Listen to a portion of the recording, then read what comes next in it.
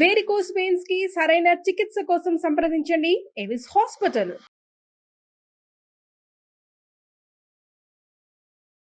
నాకు రీసెంట్ గా మ్యారేజ్ అయింది మేడం. నా భర్త కూడా చాలా బాగా చూసుకుంటాడు, కానీ కొన్ని రోజుల నుంచి గొడవలు అవుతున్నాయి మేడం మా ఇద్దరి మధ్యన. బాగా చూసుకుంటున్నాడు అంటున్నావు, మళ్ళా గొడవలు అంటావేంటి? దేనికి అవుతున్నాయి అమ్మా గొడవలు? అంటే రీసెంట్ గా అంటే నాకు ఎక్స్ బాయ్ ఫ్రెండ్ ఉండేది మేడం. అమీర్పేట వచ్చి కోచింగ్ తీసుకున్నాను మేడం. ఇన్స్టిట్యూట్కి వెళ్ళాను, ఇన్స్టిట్యూట్ లో పరిచయం అయ్యాడు మేడం. ఓకే, 1 year 2 years తిరిగాము, కానీ ఇంట్రెస్ట్ లేదని చెప్పా మేడం. ఫస్ట్ మ్యారేజ్ చేసుకోవడం, ఇంతలోకి అమ్మ వాళ్ళు మంచి సంబంధం ఐటీ జాబ్ అని మ్యారేజ్ చేశారు మేడం. ఈ ఆయన నీకేంటి నిన్ను ఎందుకు బాధ పెడుతున్నాడు? ఇన్నాళ్ళు లేని 9 నెలలు ఫోటో చూసి మేడం, అంటే ఫోటో ఇట్లా బుక్ చేసుకునే దాంట్లో ఎడిటింగ్ చేసి పెట్టారు మేడం. నువ్వు ఇట్లాంటి దాని వచ్చి నీ క్యారెక్టర్ ఇదా అని బజార్ క్యారెక్టర్ నిజంగా అదేనా?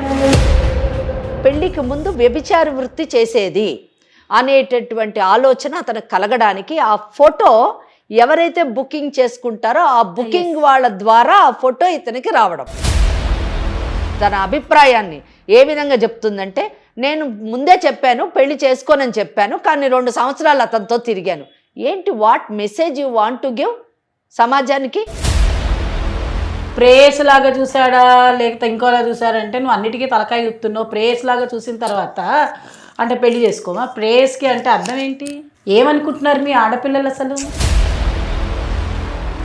ఇంకా మళ్ళీ ఈ అబ్బాయినేమో వదిలేసావా, తిరిగిన రోజులు తిరిగి మళ్ళీ ఇంకో అబ్బాయిని పెళ్లి చేసుకున్నా అంటే ఏం మాట్లాడుతున్నావు అమ్మా నువ్వు? విక్రమ్కి ఫోన్ చేశా మేడం, ఈ ఫోటో నీతో ఉన్నప్పుడే దిగా కదా, నువ్వే పెట్టావా అంటే నేనే పెట్టాను.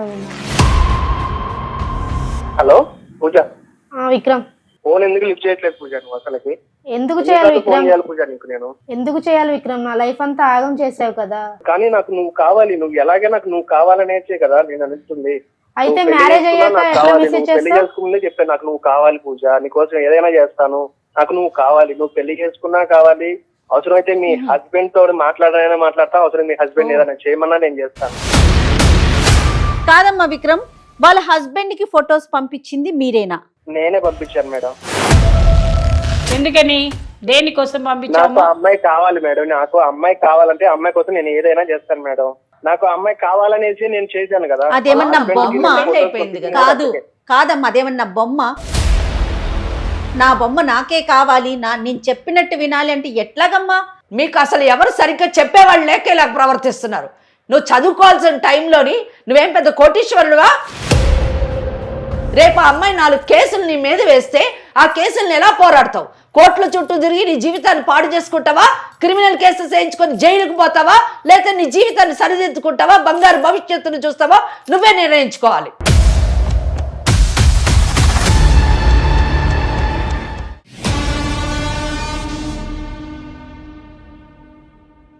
ఇండియాలోనే మొట్టమొదటిసారిగా కరక్కాయ ద్వారా ఆర్గానిక్ హ్యాండ్ బ్లాక్ ప్రింట్ లో అందిస్తున్న ఏకైక స్టోర్ మనవ్ కలంకారీ. మనవ్ కలంకారీ సమర్పించు లీగల్ అడ్వైస్ కార్యక్రమానికి స్వాగతం. నాతో పాటుగా అడ్వకేట్ వెంకటేశ్వరి గారు, అలానే మోటివేషనల్ స్పీకర్, ఫ్యామిలీ కౌన్సిలర్ కల్పవల్లి గారు ఉన్నారు. నమస్తే అమ్మ ఇద్దరికి. నమస్తే అమ్మ. పూజ అనే ఒక అమ్మాయి మన స్టూడియోకి వచ్చింది.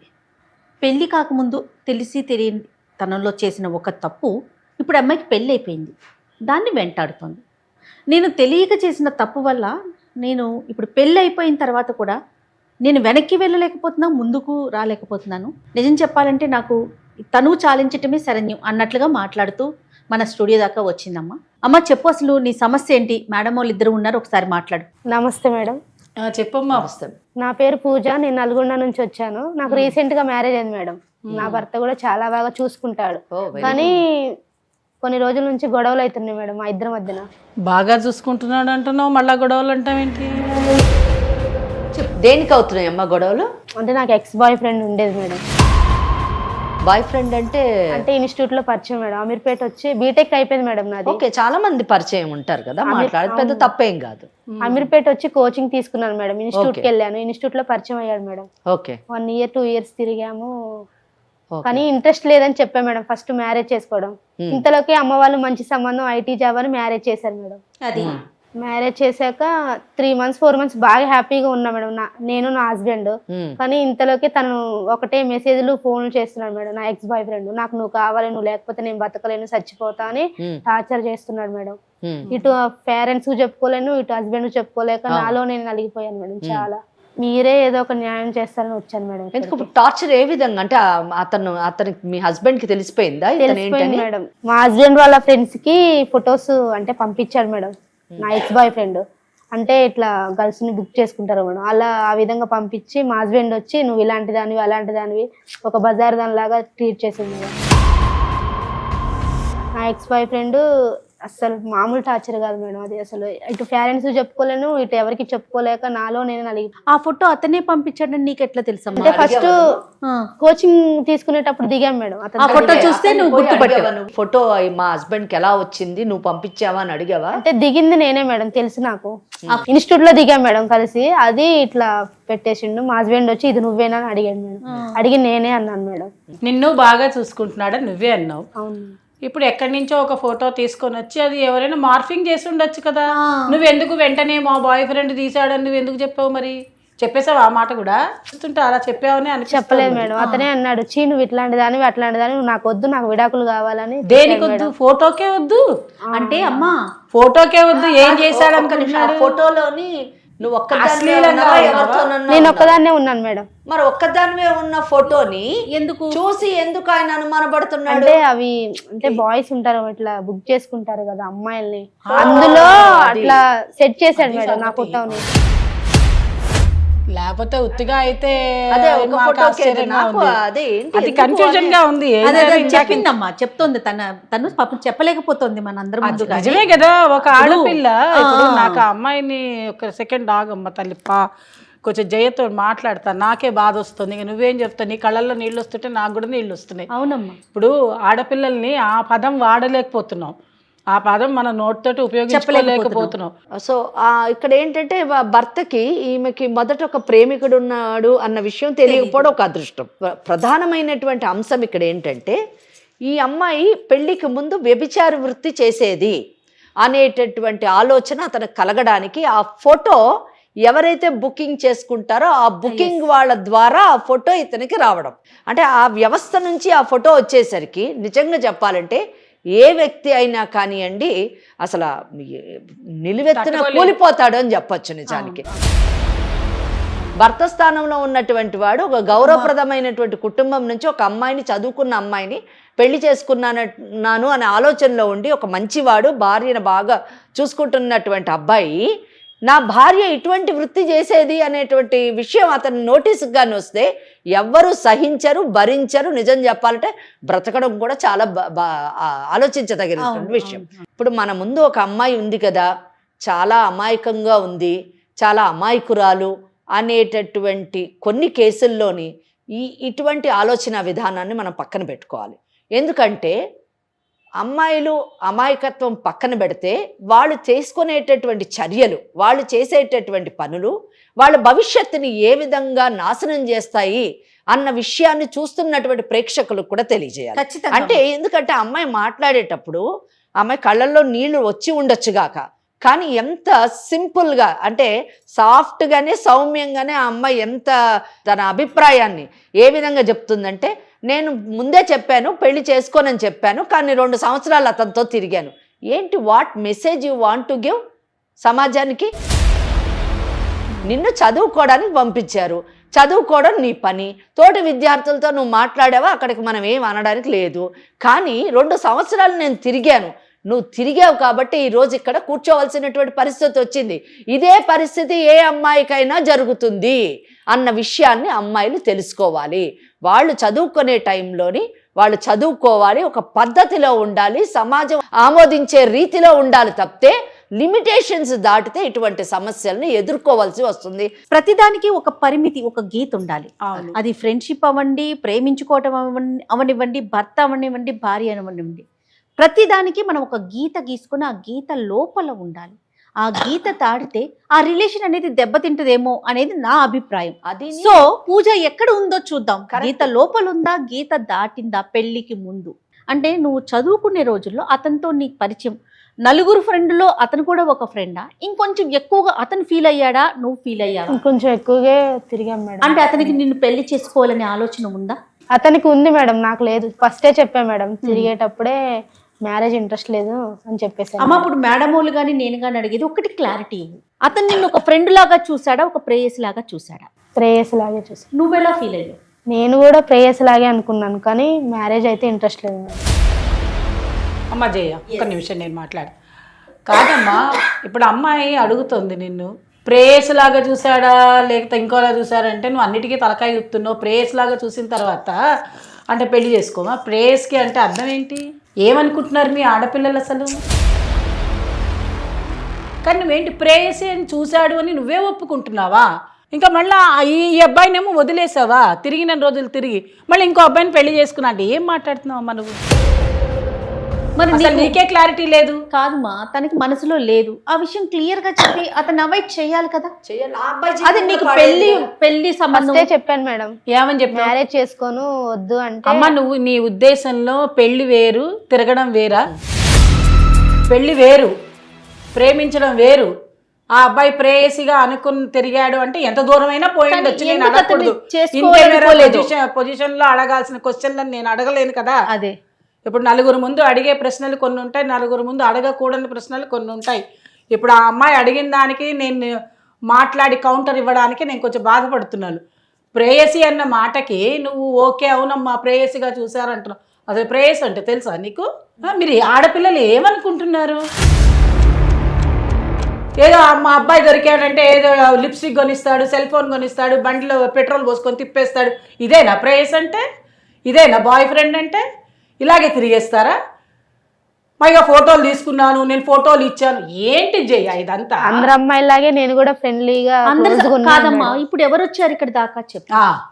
అందరూ అమ్మాయిలాగా నువ్వు చేస్తున్నావు, కానీ సమస్య నీకు వచ్చింది కదా, అవునా కదా? సరే, ఇంతకీ అసలు ఎందుకు పెళ్లి చేసుకోకూడదు అనుకున్నావు అతన్ని? చెప్పు, ఎందుకు వద్దనుకున్నావు? అతని ముందుగానే ఎందుకు చెప్పావు? అతనికి జాబ్ లేదు, ఏం లేదు, సెటిల్ కూడా కాలేదు మేడం. రైట్, చూసారా? కానీ ఒకటి ఇక్కడ మేడం, ముందుగానే చెప్పానంటుంది ఆమె. డిసైడెడ్ నేను ఓన్లీ ఈయనతో తిరుగుతాను. ముందుగానే చెప్పావు, కానీ ఆ అబ్బాయితో తిరిగావు కదా, వాడికంటే ఆశలు రేకెత్తించావు కదా. తిరుగుతాను కానీ పెళ్లి చేసుకోను. Before studying. అమలు అప్పుడు తిరిగేటప్పుడు మాత్రం అబ్బాయికి డబ్బులు ఉన్నాయా? లేవు మేడం. మరి ఎలా తిరిగేవాడు? మరి పెట్రోల్ పోసుకొని పాపం బండి వేసుకొని తిరగాలిగా. మరి అబ్బాయికి అసలు ఏమైనా ఉన్నాయా? ఇప్పుడు డబ్బు లేకపోతే పెళ్లి చేసుకోలేదు అన్నావు, తిరగడానికైతే ఏమైనా ఉన్నాయా? మరి పార్ట్ టైం ర్యాపిడో నడిపించి వాడితోనే బైక్ నడిపేది మేడం. ఓహో, బైక్ నడిపిస్తాడు కాబట్టి హాయిగా ర్యాపిడో నువ్వు కూడా బుక్ చేసుకున్నావా? ఈ అమ్మాయి కూడా నాకు ఈ సమయంలోని నా అవసరాలు తీరుస్తున్నాడు అనే ఆలోచనతో భవిష్యత్తులో పెళ్లి చేసుకుంటే నా బాధ్యత కూడా స్వీకరిస్తాడు అనే ఆలోచన ఉండాలి. ఆ ఇంట్రెస్ట్ లేనప్పుడు, నీకు అంతకంటే కంఫర్టబుల్ లైఫ్ కావాలని అన్నప్పుడు నువ్వు తిరగకూడదు. ఎందుకంటే నీకు వేరే అబ్బాయి జీవితం పాడు చేసే హక్కు లేదు, అంతే కదా. అది తప్పది. బాగానే ఉంది ఆ అబ్బాయి ర్యాపిడో, మంచిగా నీకు కంఫర్ట్స్, హ్యాపీగా నిన్ను తిప్పుతున్నాడు, అన్నీ బాగానే చేస్తున్నాడు, మంచిగా తిరుగుతున్నావు, మంచిగా ట్యాగ్ కూడా పెట్టుకున్నావు. ఆ అబ్బాయి పేరేంటన్నావు? విక్రమ్ మేడం. విక్రమ్కి ప్రేయసిగా చక్కగా హ్యాపీగా తిరుగుతున్నావు, నీకు ఆయన ప్రియుడుగా బాగానే ఉన్నారు. అంతేనా? అంతేనా? ఇంకేమన్నానా? ఇంకా కొంచెం ఇక నేను ఒక స్టెప్ కూడా దాటావా? చెప్పలేను మేడం ఇక ఇవన్నీ. చెప్పలేవు, ఎందుకంటే ఇప్పుడు చెప్తే ఇబ్బంది పొజిషన్లోకి వస్తావేమో అని ఒక ఆలోచన నీలో ఉంది. కానీ అప్పుడు మాత్రం నువ్వు కంఫర్ట్గా ఉన్నావు, హ్యాపీగా కూడా ఉన్నావు. ఒకటి మేడం, అప్పుడు హ్యాపీ అండ్ కంఫర్ట్. ఇక్కడ ఒక విషయం, ఆ అమ్మాయి ఆన్సర్ తోని మనం అర్థం చేసుకోవాల్సింది ఏంటంటే, ఒకవేళ ఎటువంటిది ఇంకొంచెం ఫార్వర్డ్ కాలేదు అంటే లేదు మేడం అని ఖచ్చితంగా చెప్తుంది. చెప్పలేను అన్నదంటే మనం అర్థం చేసుకోవాలి. ఇప్పుడు మా ఆయన అడుగుతున్నాడా నిన్ను? ఇప్పుడు ఇక్కడ దాకా ఎందుకు వచ్చావమ్మా? నువ్వు నాకు వద్దు, నాకు విడాకులు కావాలంటున్నాను మేడం, కానీ నాకు నా హస్బెండే కావాలి మేడం. ఇప్పుడు అబ్బాయి రమ్మని పిలవట్లేదా మీ ఆయన ద్వారానో లేకపోతే ఇంకోళ్ళ ద్వారానో? మరి అసలు ఎందుకు అంటున్నాడు మరి మీ ఆయన? ఆయన నీకేంటి నిన్ను ఎందుకు బాధ పెడుతున్నాడు? ఇన్నాళ్ళు లేని 9 నెలలు ఫోటో చూసి మేడం, అంటే ఫోటో ఇట్లా బుక్ చేసుకునే దాంట్లో ఎడిటింగ్ చేసి పెట్టారు మేడం. నువ్వు ఇట్లాంటి దాన్ని వచ్చి నీ క్యారెక్టర్ ఇదా అని బజార్. క్యారెక్టర్ నిజంగా అదేనా? కాదు మేడం, కాదు. ఇప్పుడు మీ ఆయన నిన్ను నాకు అక్కర్లేదు, నీ క్యారెక్టర్ అసాసినేట్ చేస్తున్నాడు అనే ఒక ఫీలింగ్లో నువ్వు మా దాకా వచ్చావు. సరిపోయింది. అసలు ఖచ్చితమైన పచ్చి నిజం ఏమిటో మాకు కావాలి. మొట్టమొదటిగా నిజాలు లేకుండా ఇద్దరం చెప్పలేం. అమ్మ చెప్పలేదు, నేను చెప్పలేను. కాబట్టి ఇప్పుడు నిజంగా నీవు అతనితోటి ఓ 2 ఏళ్ళో 3 ఏళ్ళో మీరిద్దరు కలిసి తిరిగినప్పుడు నువ్వు ఫోటోలు ఇంకా ఏమేం చేసావో అవన్నీ నీ మనసుకి కరెక్ట్ అనిపిస్తున్నాయా మీ ఆయన నిన్ను అడుగుతుంటే? మొట్టమొదటి ప్రశ్న. రెండవ ప్రశ్న ఏంటంటే, ఈ ఫోటో నిజంగానే ఆ బుకింగ్ చేసుకునే వాళ్ళ దగ్గరికి విక్రమే ఇచ్చాడా, లేదంటే మరెవరి ద్వారా అయినా పోయి మార్ఫింగ్ జరిగిందనే మాట నువ్వు అంటున్నావు కాబట్టి అలాంటివి ఏదైనా జరిగాయా? మూడవది ఏంటి అని అంటే, ఇవన్నిట్లో ఎంతవరకు నిజం ఉంది? నీకు నీ భర్తే కావాలి, నాకు మళ్ళా విక్రమ్ అక్కర్లేదు అనే మాటకి నువ్వు ఎందుకు కంక్లూజన్కి వస్తున్నావు కూడా నాకు నీ మనసులో మాట కావాలి. విక్రమ్కి ఫోన్ చేశా మేడం, ఈ ఫోటో నీతో ఉన్నప్పుడే దిగా కదా, నువ్వే పెట్టావా అంటే నేనే పెట్టాను. అంటే విక్రమే చేశాడైతే? చేశాడు. ఎందుకు చేశాడంటావు? నేను దక్కలేదు కదా మేడం. దక్కలేదు. ఇప్పుడు అంటే అట్లా పెడితే దక్కుతావా నువ్వు? అదే అదెలా దక్కు? అంటే నా హస్బెండ్ ముందు నేను బ్యాడ్ అవుతా కదా మేడం. హస్బెండ్ మీరు బ్యాడ్ అయిపోతే ఎట్లా డైవర్స్ ఇచ్చేస్తే మళ్ళీ వస్తుంది. అంటే డైవర్స్ ఆయన ఇస్తే అప్పుడు మళ్ళీ నిన్ను పెళ్లి చేసుకుంటాడట్నా? అవును మేడం. ఎవరికి చెప్పాడు? నాకే చెప్పాడు. నువ్వెప్పుడు ఫోన్ చేసావు మరి? ఆ రోజు ఫోటో అంటే మా హస్బెండ్ చూపించాక కాల్ చేశాను మేడం. అంటే మీ హస్బెండ్ ముందే కాల్ చేసావా? కాదు మేడం, పర్సనల్ చేశాను. పర్సనల్ గా కాల్ చేసావు, కానీ మీ హస్బెండ్కి ఏం తెలియదు? తెలియదు. అసలు విక్రమ్ విషయమే తెలీదా మీ హస్బెండ్? తెలియదు మేడం. అది అదృష్టం. నాకు నా భర్తే కావాలి మేడం, ఎందుకంటే అతను చాలా బాగా చూసుకుంటున్నాడు. ఇప్పుడు విడాకులు కావాలి, నువ్వు నాకు వద్దు అంటున్నాడు మేడం. ఆయన దృష్టిలో నేను బ్యాడ్ అయిపోయినా. నేను 2 సంవత్సరాలు తిరిగాను, పెళ్లి మాత్రం చేసుకోవద్దు అనుకున్నాను అని చెప్పేసి ఈ అమ్మాయి చెప్పడము, దానివలన దాని యొక్క ప్రభావం ఆ పిల్లోడి మీద, అంటే ఎవరు విక్రమ్ మీద పడ్డము. అతని జీవితం తప్పకుండా ఒక మానసిక శోభకు లోనై తప్పకుండా పిల్లోడు చాలా అస్తవ్యస్తం అయ్యి ఉండొచ్చు తప్పకుండా. అంటే ఎంత ఫ్రస్ట్రేట్ అయితే ఆ పిల్లోడు తన ఆఖరికి చేసుకున్నటువంటి పెళ్లిని కూడా చిందరవందర చేసి దాన్ని పాడు చేసి మళ్ళీ తను ఆ ప్రేయసిని దక్కించుకోవాలి అనే ఆలోచన కలగడం మనం నిజంగా కొంచెం ఆలోచించదగిన విషయం. కానీ ఇక్కడ ఈ అమ్మాయి సెకండ్ ఫేజ్ వచ్చేసరికి చేసుకున్నటువంటి పెళ్లినే కాపాడుకోవాలి.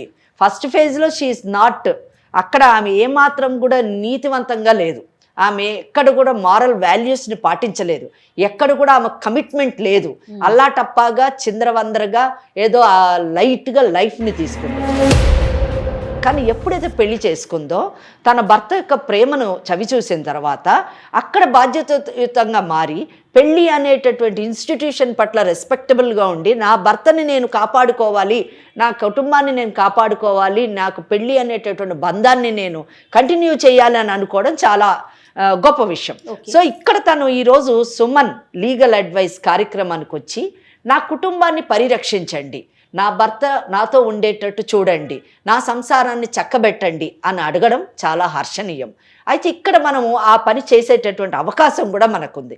ఎందుకంటే ఆమెలోని ఈ మార్పు, ఆమెలోని ఈ యొక్క ఆలోచన మనం నిజంగా ప్రోత్సహించాలి, అభినందించాలి. ఎందుకంటే మనం సెట్ కూడా చేయగలం. ఎందుకు సెట్ చేయగలం అంటే ఇక్కడ అన్డౌటెడ్లీ పూజ యాజ్ వెల్ యాజ్ విక్రమ్ ఇద్దరు జీవితాల్లోని విక్రమ్ కూడా విక్టిమ్ అనే చెప్పాలి. గతంలోని చేసేటటువంటి చర్యల యొక్క ప్రభావం భవిష్యత్తు మీద ఎలా ఉంటుందని భావి తరాల వారికి చెప్పగలం. ఇక్కడ ఇది చేయడానికి మనకు అవకాశం ఏంటంటే, లక్కీలీ ఈ కేసులోని భర్తకి వీళ్ళిద్దరూ ప్రేమికులన్న విషయం తెలియకపోవడం, భర్తకి కౌన్సిలింగ్ చేయడం ద్వారా, అలాగే విక్రమ్తో మాట్లాడి నయానో భయాన్నో అతనిలోని మార్పును తీసుకొచ్చి తన భవిష్యత్తుని వేరే విధంగా సరిదిద్దుకోమని చెప్పేసి మనము చేయడానికి చేస్తే తప్పకుండా ఈ అమ్మాయి బాగుంటుంది, విక్రము కొత్త జీవితాన్ని ప్రారంభిస్తాడు, భర్త కూడా శాంతియుతంగా తన భార్యతో కాపురం చేసుకోగలడు. ఒకసారి ఫోన్ కాల్ తీసుకుంటానమ్మా. ఏమా నువ్వు చెప్పు, మీ హస్బెండ్ తో మాట్లాడదామా లేకపోతే విక్రమ్ తో మాట్లాడదాం? అతనికి ఏం చెప్పొద్దా? మీ హస్బెండ్ కి ఏమొద్దు మేడం? ఏమా మరి ఇప్పుడు ఏం చేద్దామంటారు? మరి ఒకసారి విక్రమ్ కాల్ చేయండి, అవకాశం ఉంటే విక్రమ్ తో మాట్లాడి దాన్ని బట్టి డిసైడ్ చేద్దామా? ఏమా చేద్దామంటే అంతే కదమ్మా? అంతే కదా. కాల్ చేయమ్మా.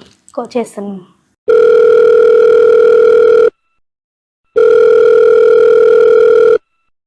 హలో పూజ. విక్రమ్ ఫోన్ ఎందుకు లిఫ్ట్ చేయట్లేదు పూజ? నువ్వు అసలుకి ఎందుకు చేయాలి విక్రమ్? పూజ నీకు నేను ఎందుకు చేయాలి విక్రమ్? నా లైఫ్ అంతా ఆగం చేసావు కదా. నేనేం ఆగం చేశాను పూజ నీ లైఫ్ ని? ఇప్పుడు లవ్ చేసుకొని తిరిగాము, బానే ఉంది, కనీసం నాకు చెప్పాలి కదా పూజ. నువ్వు నీకు ఫస్టే చెప్పాగా విక్రమ్, నాకు మ్యారేజ్ ఇంట్రెస్ట్ లేదని చెప్పా కదా. చెప్పావు పూజ, చెప్పలేదనట్లేదు, కానీ నాకు నువ్వు కావాలి, నువ్వు ఎలాగే నాకు నువ్వు కావాలనేసే కదా నేను అనిస్తుంది. అయితే నువ్వు పెళ్లి మ్యారేజ్ చేసుకున్నా అయ్యాక నాకు ఎట్లా కావాలి. మెసేజ్ నువ్వు పెళ్లి చేస్తావు? చేసుకుందే చెప్పాను నాకు నువ్వు కావాలి పూజ, నీకోసం ఏదైనా చేస్తాను, నీకోసం మా ఇంట్లో వాళ్ళని కూడా వదిలేస్తాను అనేసి నీకు చెప్పాను కదా.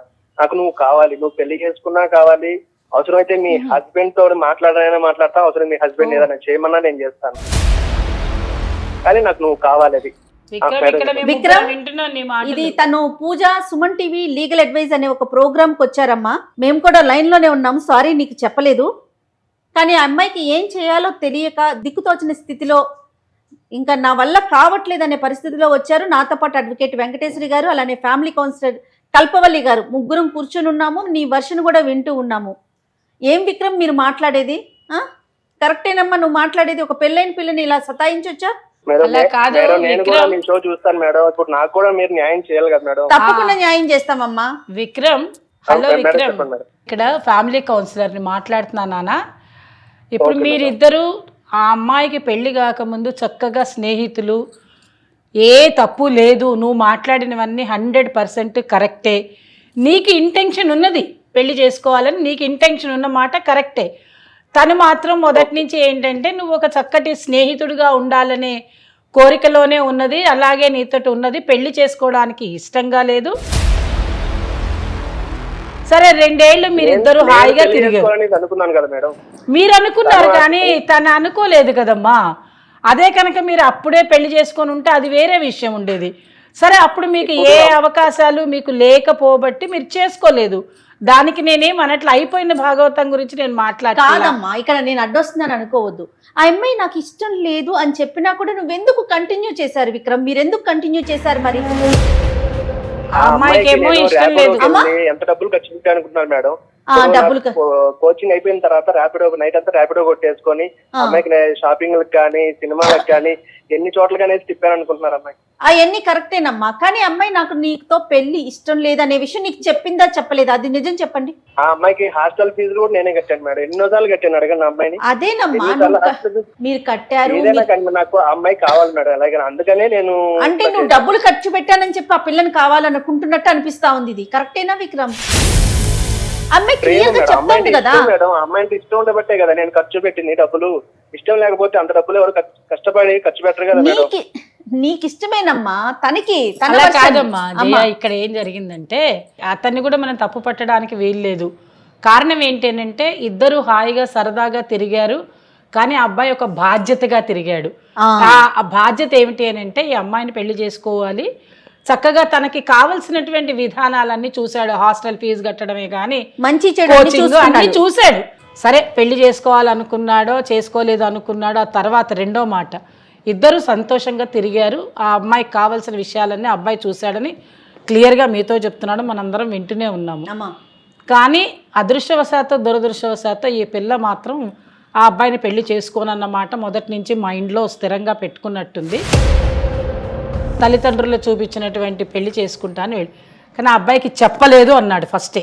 తనకి ఒక మాట చెప్పలేదు, నాకే విషయం తెలియదు, అబ్రప్ట్గా వదిలేసింది ఆ అబ్బాయిని. రోడ్డు మీద వదిలేస్తే తన జీవితం పాడైపోయింది. అందరూ ఏమనుకుంటారంటే డబ్బుతోటే జీవితం అనుకుంటారు. డబ్బే కాదు, మానసిక సంఘర్షణ అనేది డబ్బు కన్నా 1000 రెట్లు ఎక్కువ. ఎందుకంటే మెంటల్ యాగనీని ఎవరు తీర్చే పరిస్థితి కాదు. అలాంటి పరిస్థితిలో ఆ అబ్బాయి ఇబ్బంది పడ్డాడు. కానీ ఇప్పుడు ఏంటంటే ఈ అమ్మాయి పెళ్లి చేసుకుని ఒక అబ్బాయికి భార్య అయిపోయింది. కాదమ్మా విక్రమ్, ఇప్పుడు మేడం చెప్పింది అంతా విన్నారు మీరు.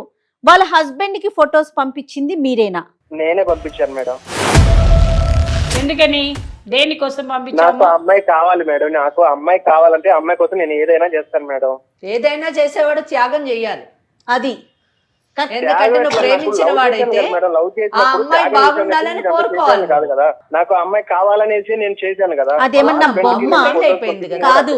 కాదమ్మా, అదేమన్నా బొమ్మ? నా బొమ్మ నాకే కావాలి, నేను చెప్పినట్టు వినాలి అంటే ఎట్లాగమ్మా విక్రమ్? ఆమె ఒక మనిషి అమ్మా, దానికి ఒక మనసు. ఒక మాట విను విక్రమ్, మా ఇంట్లో కూడా కాదనుకుని కూడా ఆ అమ్మాయి కోసం ఎంత చేశాను కాబట్టి అమ్మాయిని పెళ్ళైనా కూడా వదులుకోలేకపోతున్నాను. ఇద్దరు ఎక్స్ట్రీమే. నేను తిరుగుతాను పెళ్లి చేసుకున్నది ఆ అమ్మాయి, తిరుగు నన్ను పెళ్లి చేసుకోపోయినా పర్వాలా, నీ వర్షం నువ్వు నాకు చెప్పినా పర్వాలా, కానీ నువ్వే కావాలని ఇద్దరు ఎక్స్ట్రీమే ఆలోచిస్తున్నారు కదమ్మా. కాదు విక్రమ్, ఒక మాట, నేను లీగల్ అడ్వైజ్ కార్యక్రమంలోని లాయర్ వెంకటేశ్వరిని మాట్లాడుతున్నాను. Okay madam. నిజానికి సాధారణంగా ఇటువంటి కేసుల్లోని నేను కొంచెం ఎమోషనల్గానే స్పందిస్తాను. కానీ ఈ కేసు వింటున్న మొదటి నుంచి కూడా నీ పట్ల నాకు కొంచెం సానుభూతి ఉంది. ఎందుకు సానుభూతి ఉంది అంటే ప్రథమ స్థాయిలో ఎక్కడ కూడా నీ తప్పు లేదు. నువ్వు ఆ అమ్మాయిని చాలా జెన్యూన్గా, పూజాని చాలా జెన్యూన్గా ప్రేమించావు. ఆమె గురించి నిజానికి నువ్వు ఎన్ని పనులు చేయాలో అన్ని పనులు చేసావు. అక్కడ నీ త్యాగం కనిపిస్తుంది. నీ ఆలోచన కూడా చాలా గొప్పది. ఏంటంటే ప్రేమించడమే కాదు, పెళ్లి చేసుకోవాలి, ఆమెకు ఒక గౌరవప్రదమైనటువంటి స్థానాన్ని నీ జీవితంలో కలిగించాలి అనుకోవడం కూడా హర్షణీయం.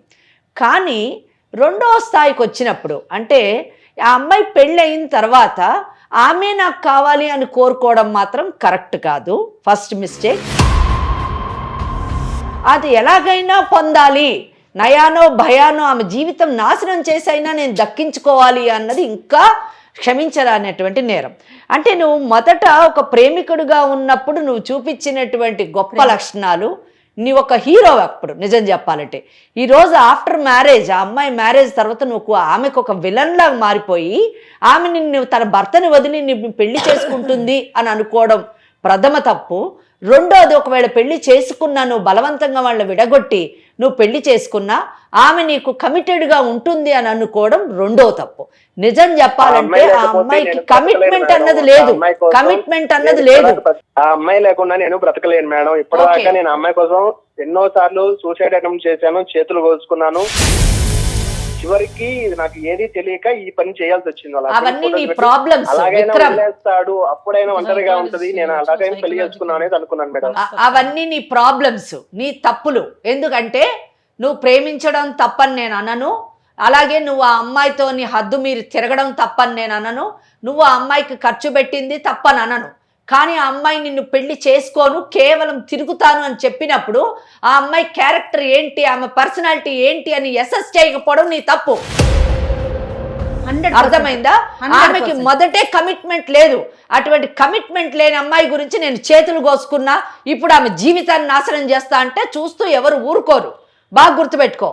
నేను ఇంతసేపు నీకు చాలా సౌమ్యంగా మర్యాదగా చెప్పాను. ఒకవేళ నీ యొక్క ఈ విధానంగాని నువ్వు మార్చుకోకపోతే, నువ్వు ఫోటో పంపించాను అని చెప్పేసి నువ్వు ఒప్పుకున్నావు, కమిట్ చేసావు, దాని ప్రకారం నిన్ను బ్లాక్మెయిల్ కింద 7 సంవత్సరాలు శిక్ష అనుభవిస్తావు. అంతేకాకుండా ఆమె జీవితాన్ని, ఆమె గౌరవాన్ని భంగం కలిగించేటట్టు నువ్వు ప్రవర్తిస్తే ఇటు సివిల్ డ్యామేజెస్ కింద నీకు ఎన్ని కోట్లు కావాలంటే అన్ని కోట్లు మేము అడిగేటటువంటి అధికారం ఉంది. అలాగే క్రిమినల్ డిఫమేషన్ కింద నీ మీద కేసులు వేయాల్సి వస్తుంది. ఇవన్నీ వేస్తే నీ బంగారు భవిష్యత్తు. అంటే నువ్వు ఏదో అంత పెద్ద గొప్ప పిల్లోడు. విను నువ్వు, మీకు అసలు ఎవరు సరిగ్గా చెప్పేవాళ్ళు లేక ఇలా ప్రవర్తిస్తున్నారు. నువ్వు చదువుకోవాల్సిన టైంలోని నువ్వేం పెద్ద కోటీశ్వరుడువా? ఒక పేద కుటుంబం నుంచి వచ్చినటువంటి వాడు రాత్రిపూట ర్యాపిడో నడిపి ఆ అమ్మాయి యొక్క అవసరాలు తీర్చాను అని చెప్పావు. అంటే ఏంటి? మీ ఇంటి వాళ్ళు కనీసం నీకు డబ్బులు కూడా పంపించేటటువంటి స్థాయి లేనటువంటి వాడు. ఒక పేద కుటుంబం నుంచి వచ్చి నువ్వు చదువుకొని నీ కుటుంబానికి ఒక ఆసరాగా కావాల్సినటువంటి నువ్వు, ఒక కుటుంబం నుంచి వచ్చి తల్లిదండ్రుల పేరు నిలబెట్టి మంచిగా బ్రతకాలి, తన కాళ్ళ మీద ఆర్థికంగా నిలబడవలసినటువంటి పూజ ఈ పనులు చేయకుండా మీరు తప్పుడు పనులు చేసి ఈ రోజున మళ్ళీ ఇంకా మాట్లాడుతున్నావు ఆ అమ్మాయే కావాలని. ఎందుకయ్యా అమ్మాయి? నీకు వేరే పెళ్లి చేసుకో, మంచిగా సెటిల్ అవ్వు. ఇంత మంచిగా చెప్తూ ఉంటే ఎటువంటి ఆర్థిక స్తోమత లేనటువంటి నువ్వు రేపు ఆ అమ్మాయి 4 కేసులు నీ మీద వేస్తే ఆ కేసులను ఎలా పోరాడతావు? కోర్టుల చుట్టూ తిరిగి నీ జీవితాన్ని పాడు చేసుకుంటావా? క్రిమినల్ కేసెస్ వేయించుకొని జైలుకు పోతావా? లేకపోతే నీ జీవితాన్ని సరిదిద్దుకుంటావా? బంగారు భవిష్యత్తును చూస్తావా? నువ్వే నిర్ణయించుకోవాలి. చెప్పిన మాట విను విక్రమ్. నువ్వు యంగ్ ఏజ్ లో ఉన్నావు విక్రమ్, నువ్వు చిన్న వయసులో ఉన్నావు, యంగ్ ఫెలో, నీకు మంచి భవిష్యత్తు ఉంది, మంచి అమ్మాయి దొరుకుతుంది, చక్కగా పెద్దలు చూసినటువంటి పెళ్లి చేసుకో. ఇదంతా గతం ఒక పీడకలగా మర్చిపో, చక్కటి జీవితం. నీ మీద నాకు చాలా గౌరవం ఉంది. నిజం చెప్పాలంటే సానుభూతి కూడా ఉంది. ఎందుకంటే నో డౌట్ ఆ అమ్మాయి నీకు పెళ్ళి అని కూడా చెప్పకుండా నిన్ను మోసం చేసింది, నీ జీవితం అస్తవ్యస్తమైంది అనేటువంటి ఆలోచనలో నువ్వు ఉండడంలో తప్పులేదు. కానీ అయిపోయిన దాన్ని మళ్ళీ బ్యాక్కి తీసుకురావాలని అనుకోవద్దు. Better you concentrate on your future.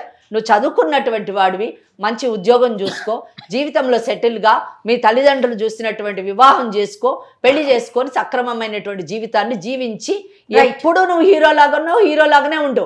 అంతేగాని ఆ అమ్మాయి అనవసరం నువ్వు ఇంకా తెగించి మాట్లాడేవనుకో 4 కేసులు ఆ అమ్మాయి వేస్తుంది, నువ్వు కోర్టుల చుట్టూ జైలుకు పోవాల్సి వస్తుంది. నీకు నిజంగా అవసరమా? You don't deserve that. According to me you are a very good boy. You please be remain like that. చట్ట ప్రకారంగా జరగవలసిన విషయాలని నీకే కాదు నీలాంటి యువత అందరికీ కూడా అర్థమయ్యేటట్టు తెలియాలన్న విషయంతో వెంకటేశ్వరి మేడం చెప్పారు. కానీ ఇప్పుడు నువ్వు జరిగిన విషయాన్ని గతం అయిపోయిన దాని గురించి మనము కాలాన్ని వెనక్కి వెళ్ళి లాక్కు రాలేము ముందుకి. ఇప్పుడు మనం చేయవలసింది ఏంటంటే ఆ పెళ్ళైపోయిన ఆడపిల్ల జోలికి మనం వెళ్లకుండా ఉంటే మంచిది విక్రమ్. నువ్వు కూడా హాయిగా చక్కగా పెద్దవాళ్ళు కుదిర్చినటువంటి వివాహం చేసుకో. తప్పులు జరిగాయి, ఇద్దరి మూలాన తప్పులు అయిపోయాయి. అవన్నీ దాన్ని మళ్ళీ పోస్ట్ మార్టం చేసి గీకే ఆల్సిన అవసరం లేదు. అయిపోయిన దాని గురించి కాకుండా ఆ అమ్మాయి జీవితంతో చెలగాటాలు ఆడకుండా ఒక అమ్మాయి ప్రేమ త్యాగాన్ని కోరుకుంటుంది నాన్న. హాయిగా చక్కగా ఆ అమ్మాయి పెళ్లి చేసుకుంది, నువ్వు ఇంకా వాళ్ళ భర్తకి చెప్పాలి. ఏమని చెప్పాలి? చక్కగా చూసుకోమని చెప్పాలి. అదేదో ఒకవేళ నిన్ను అడిగితే. కానీ ఆ అమ్మాయి సమర్థించుకునే వ్యవహారం అమ్మాయిలో ఉన్నది, వాళ్ళ పెద్దవాళ్ళందరూ ఉన్నారు. మాలాంటి కౌన్సిలర్స్ దగ్గరికి భార్యాభర్త వస్తే మేము కౌన్సిలింగ్ చేస్తాము. కానీ ఆ అమ్మాయి జోలికి ఇక ముందు రోజుల్లో పోవద్దు. మగపిల్లలైనా ఆడపిల్లలైనా ఎవరి హద్దుల్లో, ఇందాక జయ మేడం అదే చెప్పింది, ఎవరి హద్దుల్లో వాళ్ళు ఉంటే మంచిది. హద్దులు దాటి ఎవరు ప్రవర్తించకండి, భవిష్యత్తుని పాడు చేసుకోవద్దు. ఒక 2-3 రోజుల్లో విక్రమ్ వచ్చి మిమ్మల్ని కలవాలి. అది ఇక్కడ పూజ మీ వారిని కూడా తీసుకొని రా, మీ ఇద్దరికి కూడా కౌన్సిలింగ్ చేస్తేనే మీరిద్దరు హాయిగా ఉంటారు. ఇది 1 రోజులో అయిపోయేది కాదు. మనసులు అన్నీ చికాకు పడి ఉన్నాయి కాబట్టి ఆడపిల్లలైనా సరే మగపిల్లలైనా సరే ఎవరి హద్దుల్లో వాళ్ళు ఉండాలి. అంతే. నువ్వు చేసిన దానికి నువ్వు కాస్త ఎప్పుడు కూడా ఎలా ఉండాలంటే పశ్చాత్తాపం అనేది జీవితంలో ఉండాలి. రైట్. ఎనీహౌ విక్రమ్ విన్నాడు, ఆలోచిస్తున్నాడని నేను అనుకుంటున్నాను. విక్రమ్ మీకు నేను నెంబర్ షేర్ చేస్తాను, ఒకసారి కలుద్దురు కానీ. ఓకే విక్రమ్? రైట్ మా రైట్. Thank you. పూజ, ఇక నువ్వు కూడా చాలా జాగ్రత్తగా ఉండాలి. మేడం అన్నట్లుగా పశ్చాత్తాపం అనేది చాలా అవసరం అమ్మా. ఓకేనా? నీ భర్తకు అనుగుణంగా మంచిగా నువ్వు ఉండు. Thank you. రైట్ అమ్మా. థ్యాంక్ యూ అమ్మా. నమస్తే.